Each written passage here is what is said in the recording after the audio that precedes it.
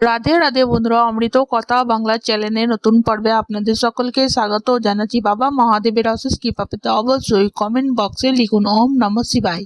ফাল্গুন মাসের কৃষ্ণ পক্ষের চতুর্দশী তিথিতে অনুষ্ঠিত হয় মহাশিবরাত্রি ব্রত। সনাতন ধর্মে অন্যতম প্রধান দেবতা হলেন দেবাদিদেব মহাদেব। বলা হয় এই শিবরাত্রির দিনে অর্থাৎ ফাল্গুন মাসে কৃষ্ণপক্ষের চতুর্দশী তিথিতে মা পার্বতী এবং মহাদেবের বিয়ে হয়েছিল। আবার এই বিশ্ব ব্রহ্মাণ্ড সৃষ্টি করেছিলেন মহাবিশ্ব মহাদেব এই দিনে। এই কারণে এই দিনটি সনাতন ধর্মে এত মাহাত্ম্য রয়েছে। আমাদের সনাতন ধর্মে যে কোনো দেবী দেবতার পুজোতে ফুলের ব্যবহার হয়।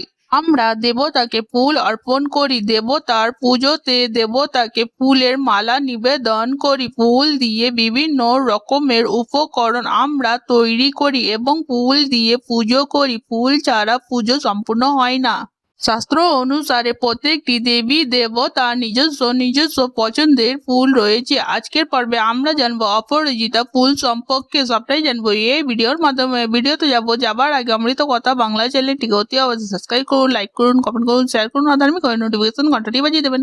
যে ফুল আমরা মহাদেবকে নিবেদন করি, বিশেষত বিষয় হলো অপরাজিতা এমন একটি ফুল যেটি শুধুমাত্র মহাদেবী নয়, সকল দেবী দেবতার পছন্দ করে এবং সকল দেবী দেবতাকে দেওয়া হয় এবং বিশেষত মনস্কামনা পূরণের জন্য অপরাজিতা ফুলের ব্যবহার করা হয়। অপরাজিতা ফুল নীল রঙের অপরাজিতা বেশি ব্যবহার করা হয়, তবে বিশেষ উদ্দেশ্যে সাদা রঙের অপরাজিতা ফুল দেবী দেবতাদের অর্পণ করা হয়।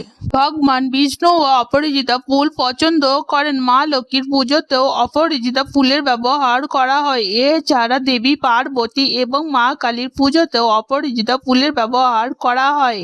এছাড়া ভগবান হনুমানজির পুজোতেও আমরা অপরাজিতা ফুলের ব্যবহার করি। এমনকি শনিদেবের পুজোতেও অপরাজিতা ফুলের ব্যবহার করা হয়। সোমবারে মহাদেবের পুজো হয়।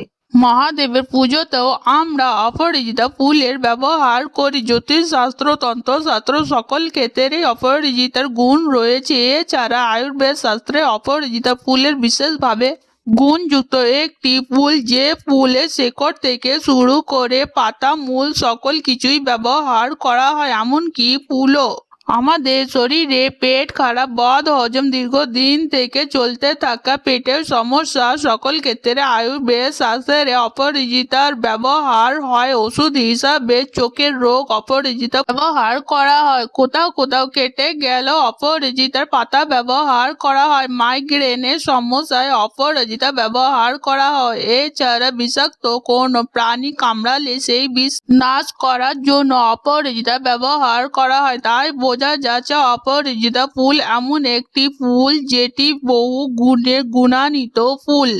অপরাজিতা এই শব্দটি থেকে আমরা যেটি বুঝতে পারি সেটি হলো যাকে কখনো পরাজিত করা যায় না, যার কখনো পরাজয় হয় নাই। এটি মা দুর্গার একটি নাম। অপরাজিতা ফুল মহাদেবকে আপনি অর্পণ করতে পারেন যে কোনো সমস্যা থেকে মুক্তির জন্য।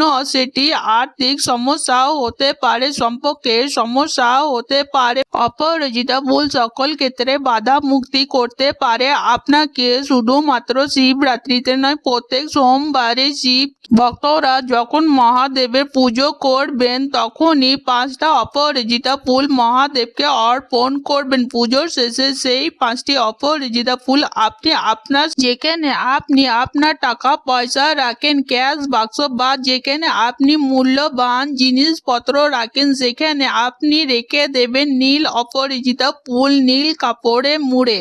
ব্যবসা বাণিজ্যের ক্ষেত্রে যদি সমস্যা হয়, প্রচুর টাকা পয়সা আপনি উপার্জন করেছেন কিন্তু সেই পয়সা জলের মতো বয়ে যাচ্ছে, ব্যবসার উন্নতি নেই, প্রচুর অর্থ লগ্নি করেছেন, সেক্ষেত্রেও করবেন অপরাজিতা গাছের মূল ফুল সহ মহাদেবকে নিবেদন করার পর পুজো শেষে সেটিকে একটি নীল কাপড়ে মুড়ে আপনি যেখানে ব্যবসা করেন, আপনার দোকান রয়েছে, সেই খিলানে বেঁধে দিতে হবে এবং সেটি যেন আপনার চোখে পড়ে সব সময় এমন একটি জায়গায় বেঁধে দিতে হবে। এতে উপকার পাবেন। আরো একটি কাজ করতে পারেন, সোমবার এবং শনিবার 3টি অপরাজিত ফুল কোনো প্রবাহিত জলে আপনাকে ভাসিয়ে দিতে হবে।